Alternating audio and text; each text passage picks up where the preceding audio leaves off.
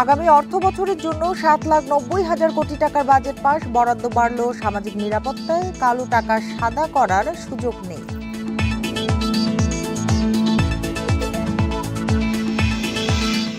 রাজনৈতিক দলের নিবন্ধন পেতে নির্বাচন কমিশনে এনসিপির আবেদন, নির্বাচন কমিশন পুনর্গঠনের দাবি।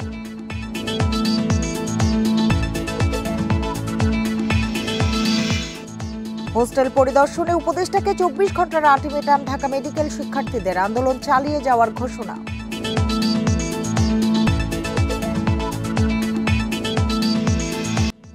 আমন্ত্রণ সংবাদ সন্ধ্যায়, আপনাদের সঙ্গে আছি আমি সুমনা সিং। এতক্ষণ জানাচ্ছিলাম শিরোনামগুলো, এবার জানাবো পুরো খবর। নিবন্ধনের জন্য নির্বাচন কমিশনে আবেদন করেছে এনসিপি, এ নিয়ে বক্তব্য রাখছেন দলের আহ্বায়ক নাহিদ ইসলাম। আমরা সরাসরি চলে যাচ্ছি সেখানে।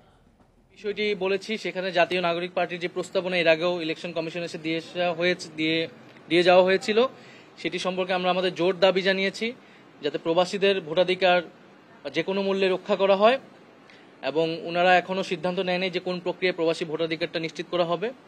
ওনারা বলেছেন এটা দ্রুত সময়ের মধ্যে নিশ্চিত করা হবে। যদি আপনাদের প্রশ্ন থাকে।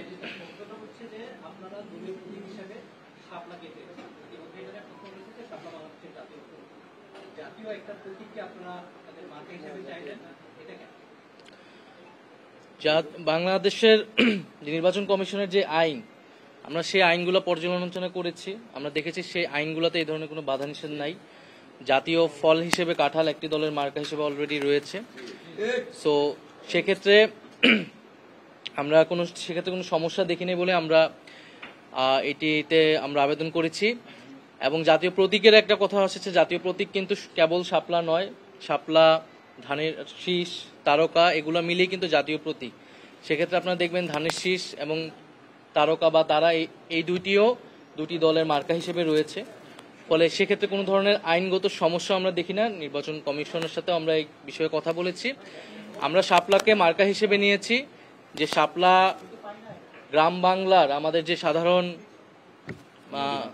মানুষ, আমাদের যে নদীমাতৃক বাংলাদেশ, আমাদের যে খেটে খাওয়া মানুষ, তাদের সকলের কাছে পরিচিত একটি বিষয় হচ্ছে শাপলা। সেই জায়গা থেকে আমরা মনে করেছি যে জাতীয় নাগরিক পার্টি এনসিপি যেহেতু সাধারণ মানুষের, সাধারণ জনগণের দল হিসেবে গণ অভ্যুত্থানের মধ্য দিয়ে প্রতিষ্ঠিত হয়েছে এবং সাধারণ মানুষের জন্য তারা কাজ করবে, রাজনীতি করবে, সেই জায়গা থেকে বিবেচনা থেকে আমরা শাপলাকে সর্বোচ্চ প্রায়োরিটি দিয়ে আমরা আবেদন করেছি শাপলার জন্য।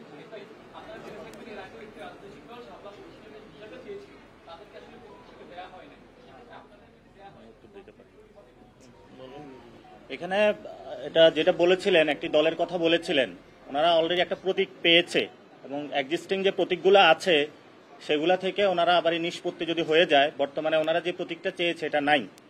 ফলত এটা দ্রুত নিষ্পত্তি হওয়া উচিত।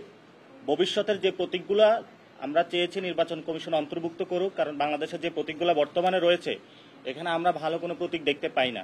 ফলত সেখান থেকে আসার পরে তখন ইলেকশন কমিশন সিদ্ধান্ত নেবে। তবে ওনার যে পদ্ধতিগত একটা ভুল ছিল সেটা সবাই এখন লেখালেখি করতেছে, কথা বলতেছে, সেইটা নিয়ে আমরা কোনো সমস্যা হবে বলে মনে করি না।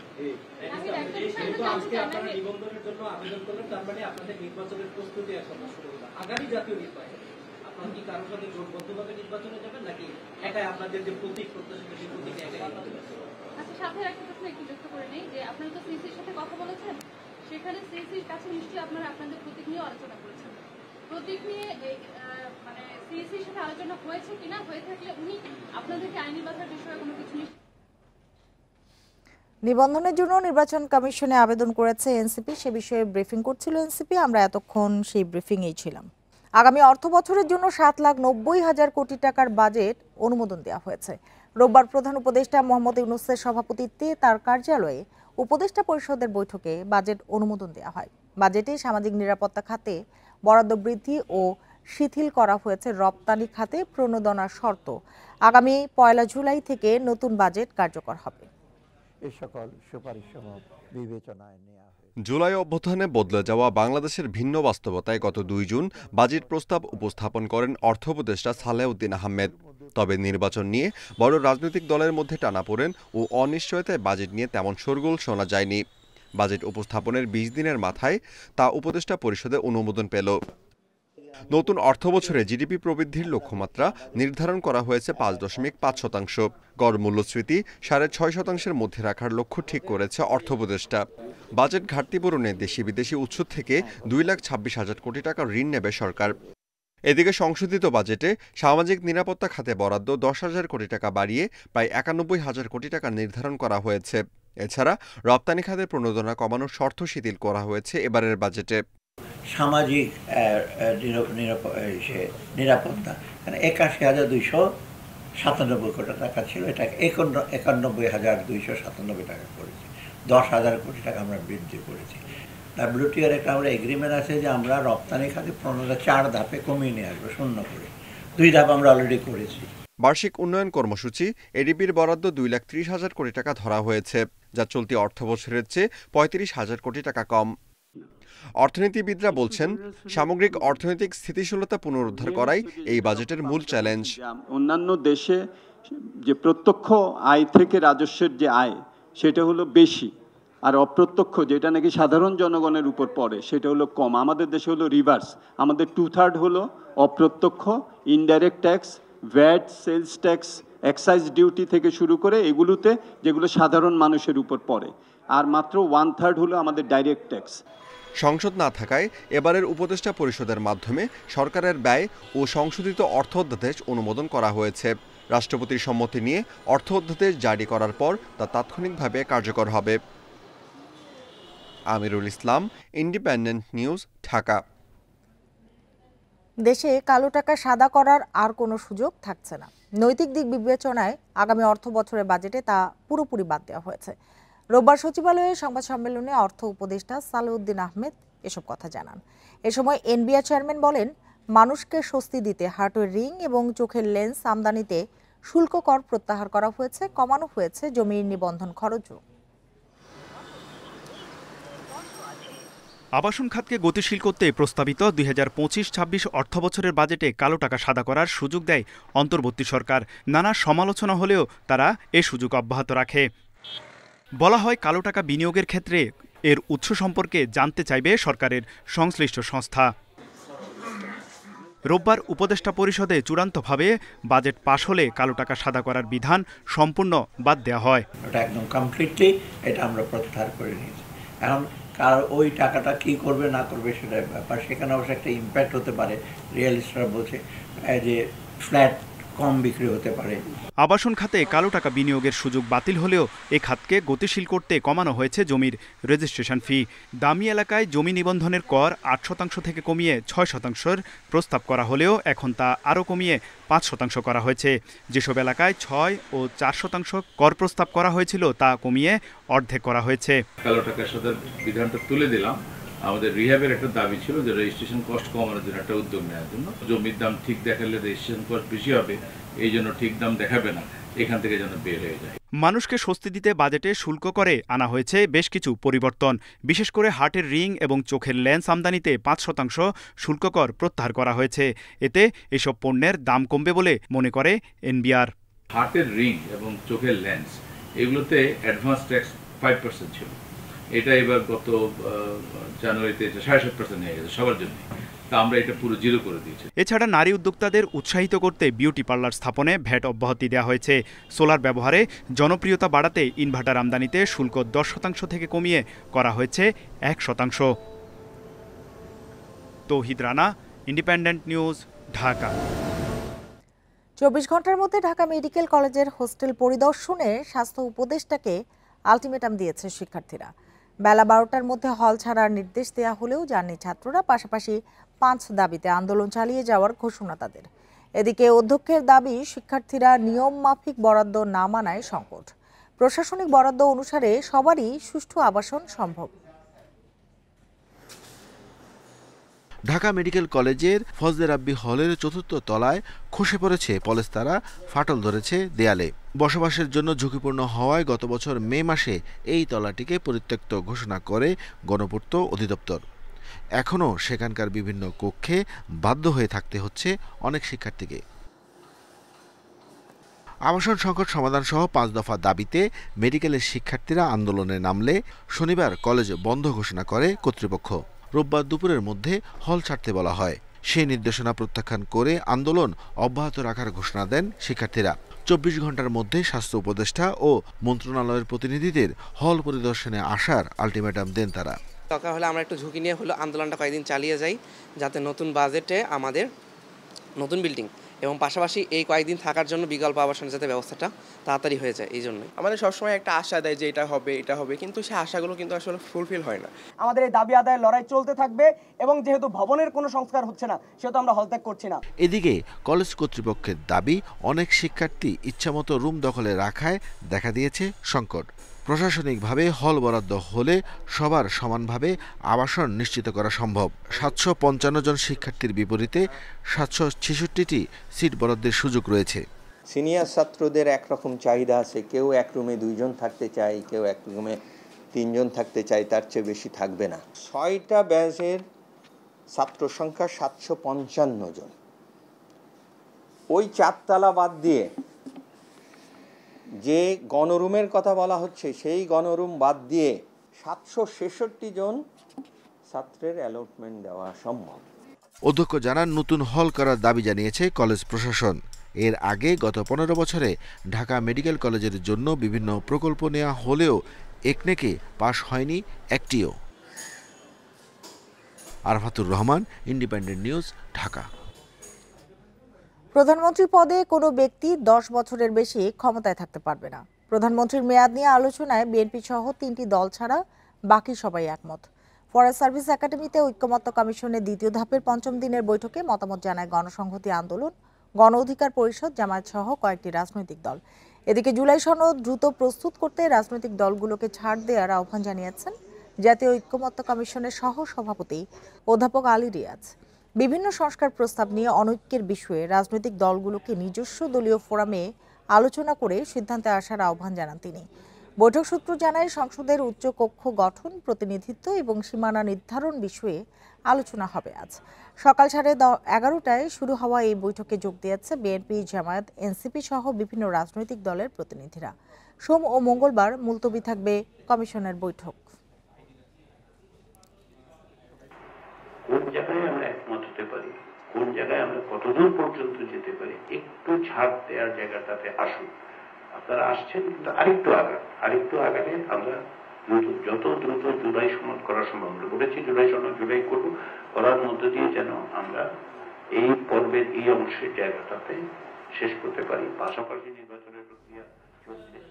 গত 3 সংসদ নির্বাচনের প্রধান নির্বাচন কমিশনার সহ অন্যান্য কমিশনার এবং কর্মকর্তাদের বিরুদ্ধে মামলা করেছে বিএনপি। দুপুরে রাজধানীর শেরেবাংলা নগর থানায় এই মামলা করে দলটির প্রতিনিধি দল। এর আগে সকালে সাবেক 3 ইসি সহ কর্মকর্তাদের বিরুদ্ধে আইনি ব্যবস্থার দাবিতে বর্তমান প্রধান নির্বাচন কমিশনারকে বিধি অনুযায়ী ব্যবস্থা নেওয়ার আবেদন করে বিএনপি। এরপর শেরেবাংলা নগর থানায় মামলা করে দলটি। মামলায় সাবেক প্রধান নির্বাচন commissioner K M Nurul Huda, কাজী রকিবউদ্দিন আহমেদ, কাজী হাবিবুল আওয়াল সহ 19 জনকে আসামি করা হয়েছে। সোমবার রাষ্ট্রীয় অতিথি ভবন যমুনায় জাতীয় ঐক্যমত্য কমিশনের বৈঠকে বিতর্কিত 3 জাতীয় সংসদ নির্বাচনে জড়িত সাবেক সিইসি কমিশনার ও ইসি সচিবদের ভূমিকা তদন্তে কমিটি গঠনের জন্য নির্দেশ দেন প্রধান উপদেষ্টা অধ্যাপক মোহাম্মদ ইউনূস। অবৈধ প্রধানমন্ত্রী শেখ হাসিনা আছে প্রধান, আর প্রধান নির্বাচন কমিশনার 2014 সালে যারা কমিশনার ছিলেন তারা, 2018 সালে প্রধান নির্বাচন কমিশনার ছিলেন যারা, তাদের সাথে কমিশনার, তাদের সাথে সচিব, এবং সর্বশেষ 2024 সালে যে নির্বাচন করেছে প্রধান নির্বাচন কমিশনার এবং তাদের কমিশনার বিন্দু, সচিব সহ সংশ্লিষ্ট যারা আইন শৃঙ্খলা বাহিনী যারা অতি উৎসাহে জড়িত আছে তাদের আমরা নাম উল্লেখ করেছি। এটা ওনারা অনুসন্ধান করে ব্যবস্থা নেবেন। সুষ্ঠু নির্বাচনের মাধ্যমে বাংলাদেশের ক্ষমতার শান্তিপূর্ণ পালাবদল দেখতে চায় যুক্তরাষ্ট্র। সকালে গুলশানে মার্কিন রাষ্ট্রদূত ট্রেসি অ্যান জ্যাকবসনের সাথে সাক্ষাৎ শেষে একথা জানান বিএনপির স্থায়ী কমিটির সদস্য আমির খসরু মাহমুদ চৌধুরী। গুলশানে বিএনপি চেয়ারপারসনের কার্যালয়ে এই সাক্ষাতের সময় আরও ছিলেন দলের মহাসচিব মির্জা ফখরুল ইসলাম আলমগীর।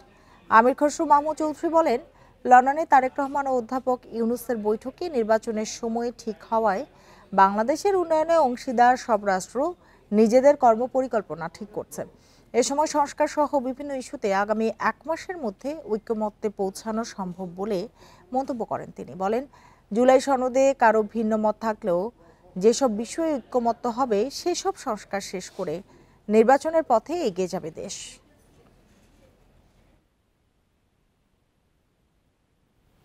একটা স্বস্তির ব্যাপার। সবাই জানে যে ডেমোক্রেটিক ট্রান্সফরমেশন আমরা যেদিকে যাচ্ছি সেটার একটা দিনক্ষণ মোটামুটি একটি সিদ্ধান্তে আসা গেছে ফেব্রুয়ারি। এটা সকলের জন্য স্বস্তি, শুধু বাংলাদেশের ভিতরে তো না, বাংলাদেশে যারা পার্টনার আছে বিদেশে, আমেরিকা সহ সবার জন্য একটা স্বস্তি। কারণ সবাই তো একটা এইসব ব্যাপারে একটা কর্ম পরিকল্পনা থাকে। সাবেক ডিএমপি কমিশনার হাবিবুর রহমান সহ ৮ আসামির বিরুদ্ধে মানবতা বিরোধী অপরাধের মামলায় অভিযোগ গঠনের শুনানি শুরু ২৯ জুন। তার আগে পলাতক ৪ আসামির পক্ষে আইনজীবী নিয়োগ দেওয়া হবে। দুপুরে এই আদেশ দেন ৩ বিচারপতির আন্তর্জাতিক অপরাধ ট্রাইব্যুনাল। ছাত্র জনতার গণ অভ্যুত্থানে গত ৫ই আগস্ট রাজধানী চাংখারপুলে গুলি করে স্কুল শিক্ষার্থী আনাজ সহ ৬ জনকে হত্যা করা হয়। সকালে এই মামলায় গ্রেপ্তার ৩ পুলিশ কনস্টেবল ও শাহবাগ থানার বরখাস্ত পরিদর্শক আরশাদকে ট্রাইব্যুনালে হাজির করা হয়।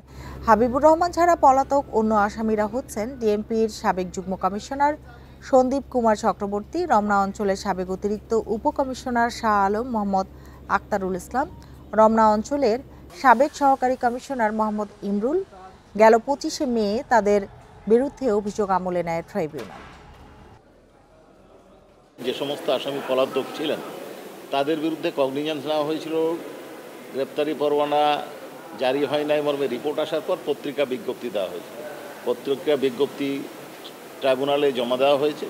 পরবর্তী তারিখ ২৯শে জুন চার্জ হিয়ারিংয়ের জন্য নির্ধারণ করা হয়েছে। আগামী রবিবার প্রেস ক্লাবের সামনে শিক্ষক নিবন্ধনে মৌখিক পরীক্ষার্থীদের ওপর লাঠিচার্জ করেছে পুলিশ। জলকামান ও সাউন্ড গ্রেনেড ব্যবহার করে আন্দোলনকারীদের ছত্রভঙ্গ করে দেওয়া হয়। এ সময় আহত হয়েছে বেশ কয়েকজন, আটক করা হয় ৮ জনকে। মৌখিক পরীক্ষার সনদ চেয়ে সড়কে অবস্থান নেয় আন্দোলনকারীরা। তাদের সরিয়ে দিতেই কঠোর হয় পুলিশ।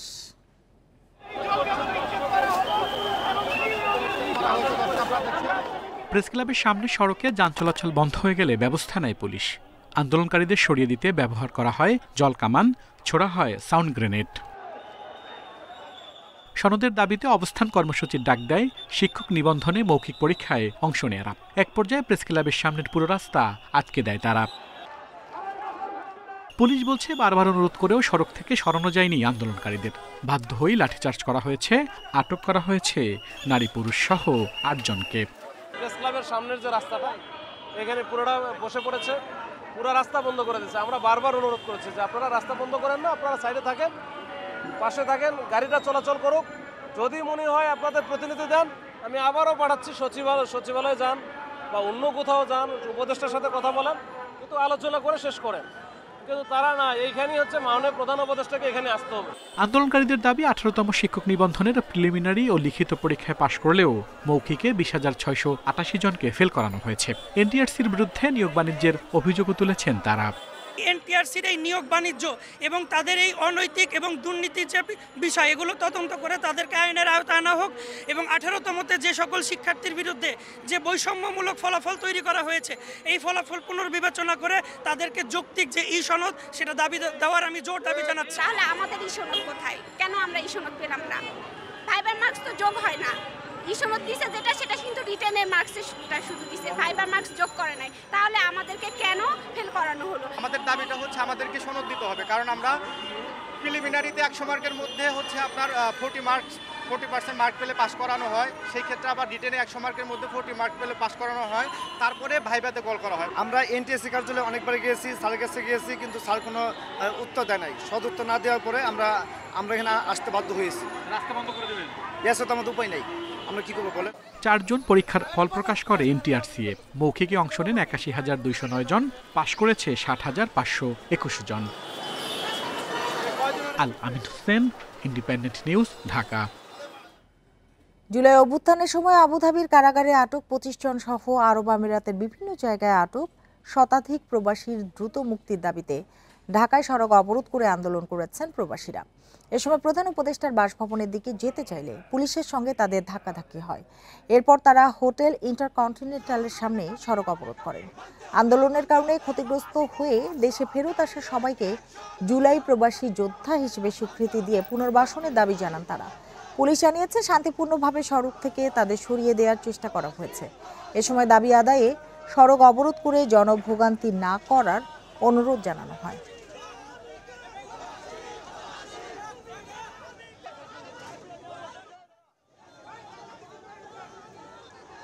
কূটনীতিকের মাধ্যমে অথবা আরেকটি টেলিফোনের মাধ্যমে আমার সহযোদ্ধা যারা এখনো জেলখানায় বন্দী আছে তাদেরকে যেন আরেকবার ছাড়িয়ে নিয়ে আসে। জুলাই সনদের মধ্যে আমাদের নামটা অন্তর্ভুক্ত করা এবং প্রবাসী যোদ্ধা হিসেবে স্বীকৃতি দেওয়া। প্রবাস জীবনে ঘাম জড়িয়ে রেমিটেন্স নিয়ে আসতেছে, তাদের কথা তারা চিন্তা করতেছে, তাদের মশনা তারা হতে তাদের ফ্যামিলি তারা চিন্তা করছে, তারা অ্যাশ করবে যখন তারা কিছু করতে পারবে না, বাইরের দেশে বিভিন্ন দেশে তাদের প্রতিষ্ঠান করে তাদের বউফুলা নিয়ে অ্যাশ করবে।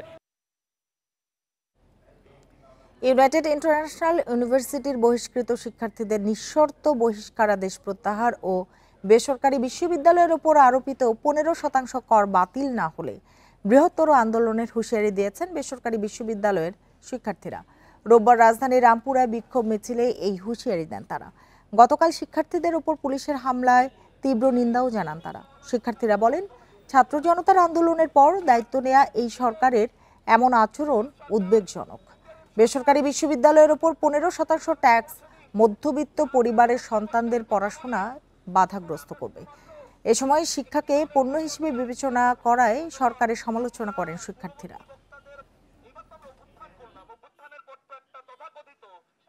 আমরা এই অন্যায়ের বিরুদ্ধে একজোট হব, আমরা এই অন্যায়ের প্রতিবাদ করব এবং আমাদের এই রায় বাতিল না হওয়া পর্যন্ত সংগ্রাম চালিয়ে যাব। বেসরকারি বিশ্ববিদ্যালয় মানে কিন্তু ওদের উপরে কোনো চাপটা আসতেছে না, চাপটা আলটিমেটলি কোথায় আসবে?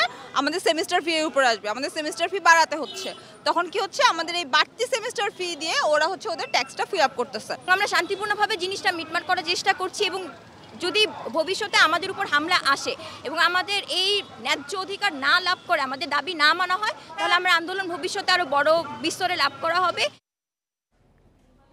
জাপানের রাষ্ট্রদূত সাইদা শিন ইচির সঙ্গে বৈঠক করেছেন জামায়াতে ইসলামীর আমির ডাক্তার শফিকুর রহমান। বৈঠকে নির্বাচন ও দুই দেশের স্বার্থ সংশ্লিষ্ট বিষয়ে আলোচনা হয়েছে। সকাল 10টায় জামায়াতের কেন্দ্রীয় কার্যালয়ে এই বৈঠক হয়। এ সময় আওয়ামী লীগের রাজনৈতিক নিপীড়ন ও নির্বাচন ব্যবস্থা ধ্বংসের বিবরণ তুলে ধরেন জামায়াতের আমির। 2018 সালের সংসদ নির্বাচনকে জাপানের সাবেক রাষ্ট্রদূতের মধ্যরাতে নির্বাচন বলে মন্তব্যের কথাও স্মরণ করিয়ে দেন তিনি। বাংলাদেশে একটি অবাধ, সুষ্ঠু ও শান্তিপূর্ণ নির্বাচনের প্রত্যাশা জানান সাইদা শিন ইচি। সেই সঙ্গে ভবিষ্যতে জাপান ও বাংলাদেশের দ্বিপাক্ষিক সম্পর্ক আরও জোরদারের আশা প্রকাশ করেন তিনি।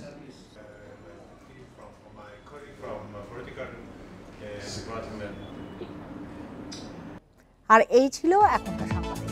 ইন্ডিপেন্ডেন্ট টেলিভিশনের সব খবরের আরও বিস্তারিত জানতে চোখ রাখুন ফেসবুক, ইউটিউব এবং এক্সে। ধন্যবাদ সবাইকে এতক্ষণ